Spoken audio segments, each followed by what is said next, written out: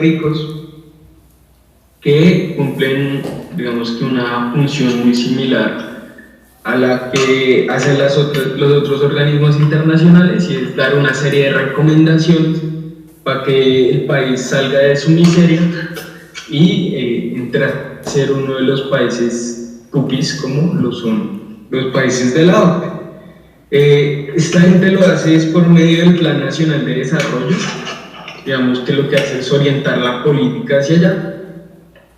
Y pues parce, hay que ser claros en una cosa, y es que a la OCDE no le interesa que Colombia sea un país desarrollado, sino que le interesa que esté adentro y que siga jugando un rol a favor de ellos en el marco de la División Internacional del Trabajo.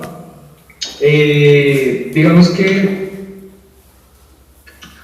entendiendo esto como que a cada modelo de país le corresponde un modelo de educación, y pues a Colombia no le va a tocar un modelo de educación como el de Alemania o de algún país industrializado, sino que Colombia va a recibir un tipo de educación que le corresponde a su rol en el marco de la División Internacional del Trabajo, es decir, una educación que está al servicio del sector primariamente de la explotación minero-energética. Digamos que estos planes nacionales de desarrollo que han hecho los últimos gobiernos, que además militaristas, que digamos que bastante gobiernos de Uribe, Santos y ahorita de Duque, tienen que ver con que acá no se plantea ningún cambio, sino al contrario, lo que se hace es profundizar el modelo que se ha venido desarrollando desde la década de los 90. Entonces, digamos, los lineamientos de la OCDE han orientado a Colombia a que reprimarice la economía, que fue lo que hizo efectivamente Santos. Por otro lado, en términos educativos, lo que han venido haciendo es profundizar un modelo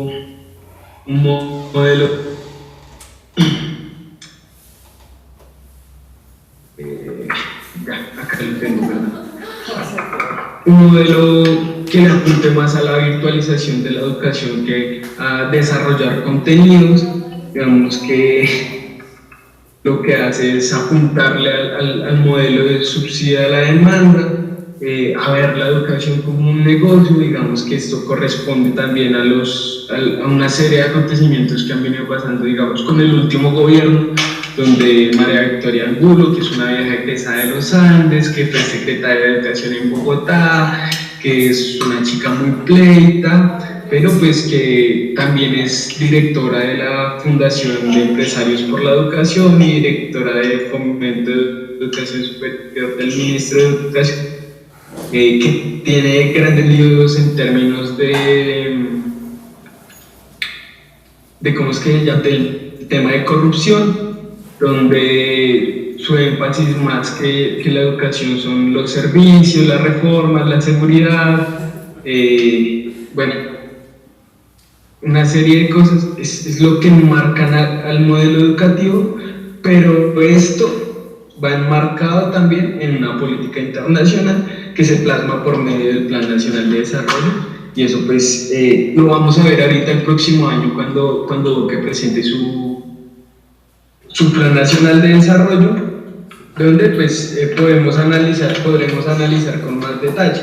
Digamos que lo que ya tenemos claro es el tema de paz, equidad y educación, que era lo que les mencionaba, ya apuntarle a la reprimarización. Pues los años ya hemos estado viviendo que pues evidentemente paz no ha habido, al contrario, hay un recrudecimiento del conflicto.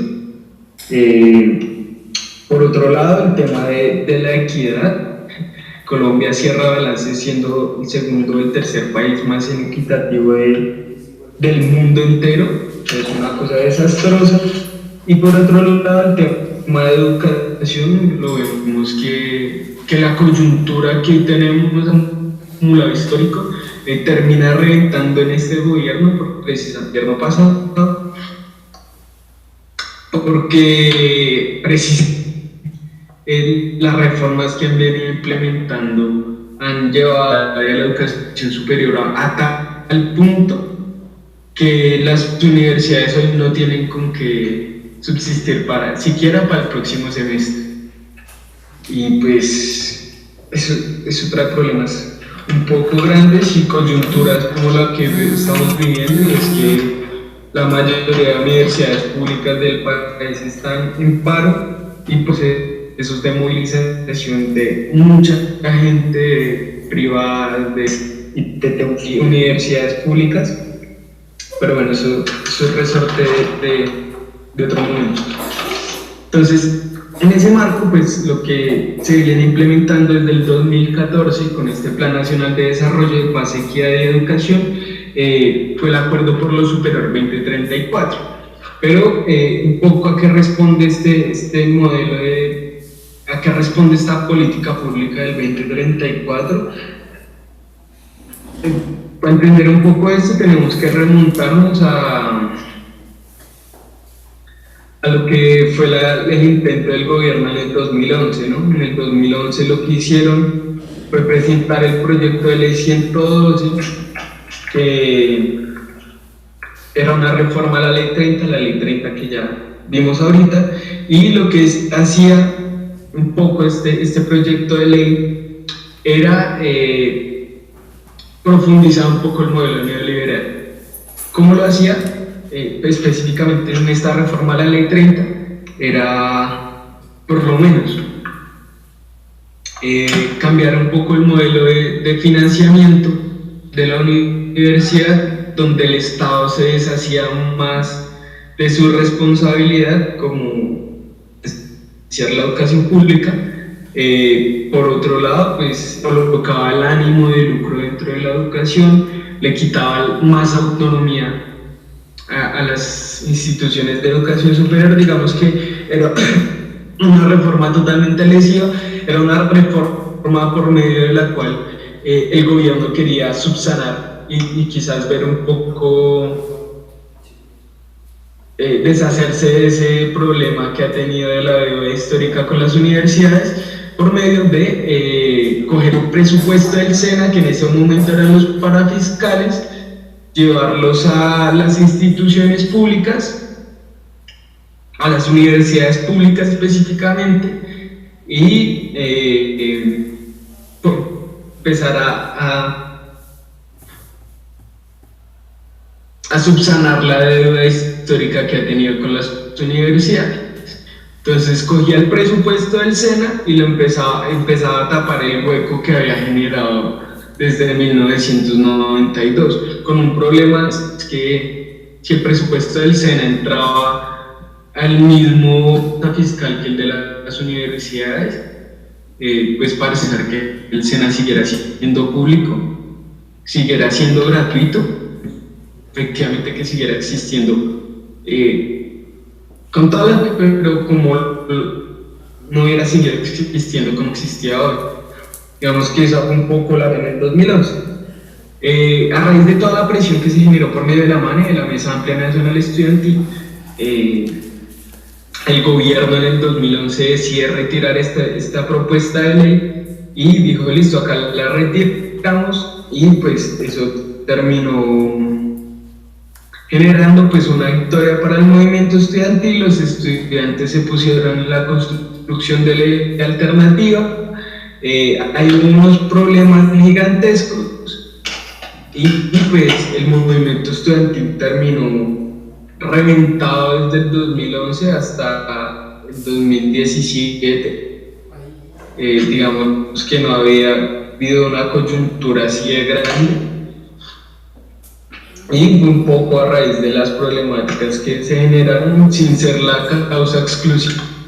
Pero póngale cuidado, sin rayados, el gobierno en el 2011, proyecto de ley 112, era la reforma a la ley, y se dieron construir en base a reforma una política pública, llamaron Acuerdo por lo Superior 2034. Esta política, digamos que surge a raíz de aprender de los propios errores del mismo gobierno. Lo que hace es cambiar bastante el manejo del lenguaje.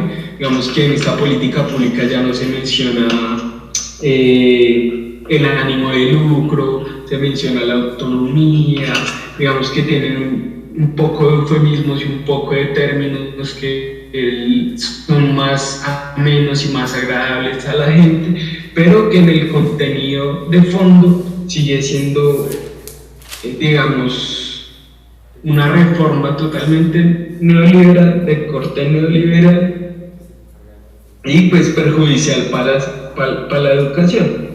Digamos que esta política pública hay que entenderla como un elemento mucho más grave que la ley 30. ¿Por qué? Porque en eso la cagó el gobierno, y es que había un pacto que cambiaba toda la educación, pues los estudiantes lo que hicieron fue bajar la reforma a la ley 30. Pero digamos que la política pública no es un elemento único, lo que es una macroestructura jurídica, donde caben una serie de reformas que han venido y lo que hace es atomizar la pelea del estudiante y generar menos resistencia por parte del estudiantado. Entonces, esta política pública lo que ha hecho es dividir la cuestión en tres momentos, en tres facetas. Digamos que un periodo de implementación que va del 2014 al el que pasamos el que acabamos de pasar, ahorita en el momento que va hasta el 2024, donde se supone que en el 2024 Colombia va a ser la más educada de América Latina, y del 2024 que ya es el pública, y donde Colombia se supone que ya es la más educada. Digamos que esto, desde la perspectiva del gobierno, también es un poco utópica, un poco irreal. Lo que les mencionaba que a unos compas era, no sé si ustedes han visto el capítulo de Los Simpson donde atrasan a Bart de curso y la maestra les enseña la letra A, y Bart les dice como quiere que adelantemos a la gente yendo más despacio, quiere que adelantemos a los que van avanzados. Y eso es lo que nos va a pasar a nosotros con la educación, y es, pretendemos que nosotros vamos a hacer la América Latina haciendo reformas que sirven para mierda, a mejorar la calidad, a mejorar, entendiendo la calidad en sus términos, pero que es una educación que no le va a servir ni siquiera ni el capital, que es una cosa bárbara. Y pues lo que han venido implementando es una serie de cosas desastrosas, una serie de reformas que, como ya les decía, han sido, digamos que un poco más pequeñas, más pausadas, pero que han sido constantes. Entonces, digamos que las más agresivas que han votado últimamente son la reforma a las licenciaturas, donde recorta sus tiempos de formación, donde el currículum de lo que es licenciatura, unifica algunas carreras, un problema gigantesco. Por otro lado, implementaron la ley de inspección y vigilancia, profundizaron el modelo de subsidio a la demanda. Digamos que en cada una de las universidades se han centrado en hacer reformas académicas, administrativas, al bienestar estudiantil. Digamos que cada una de las universidades se ha tomado la tarea de darle pelea hasta donde no puede. Algunas sí lograron bajar estas reformas. Digamos que la experiencia propia que tengo en el 2016, si no estoy mal, me perdonarán si me equivoco, o me corregirán los de la Nacho, tumbamos la reforma del Estatuto de Bienestar Estudiantil 044, pero pues no todas se han ganado. En algunas universidades se han venido implementando toda esta serie de reformas. Esto un poco lo que hace es materializar lo que intentaron hacer en el 2011, pero pues de una manera. Y ahorita, digamos que hay que centrar la discusión en lo que es el sistema de educación terciaria. Digamos que el Sistema Nacional de Educación es una de las aristas más grandes que tiene superior, más grandes que tiene público. ¿Hasta ahí todo va claro o hay alguna pregunta? ¿Qué tiene qué? Lo último, de que el Sistema Nacional de Educación Terciaria era la pata más visible. ¿Por qué? Ya vamos a tocarlo, pero frente a lo otro, ¿todo va bien? No, verdad. Sí. Breve. Entonces, digamos que ese es el marco solamente, el acuerdo por lo superior, y lo que ha venido llenando son toda esta serie de reformas. Digamos que una de las más importantes y a la que más le apuntaba el gobierno de Santos, y ahorita me imagino que Duque también lo tiene en la mira, porque digamos que el gobierno de Santos y de Duque la única diferencia que tenían era la guerra y la paz, pero en términos económicos, políticos, éticos, morales, paramilitares, son la misma mierda. O sea, vienen del mismo sector, tienen los mismos intereses de clase, y pues evidentemente lo que van a apuntarles a profundizar este modelo de mierda.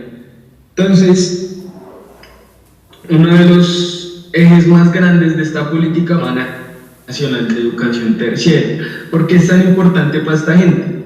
Porque digamos que ellos parten con un argumento, el argumento, hay que entender una cosa, y es que el argumento del gobierno siempre es bonito. Entonces la regla fiscal la pasaban con el argumento de que Colombia no tenía organizadas sus finanzas, entonces que así se perdía mucha plata. Pero en el fondo lo que querían hacer era garantizar el pago de la deuda. Lo mismo pasa con el tema del sistema nacional. Tiene un argumento bonito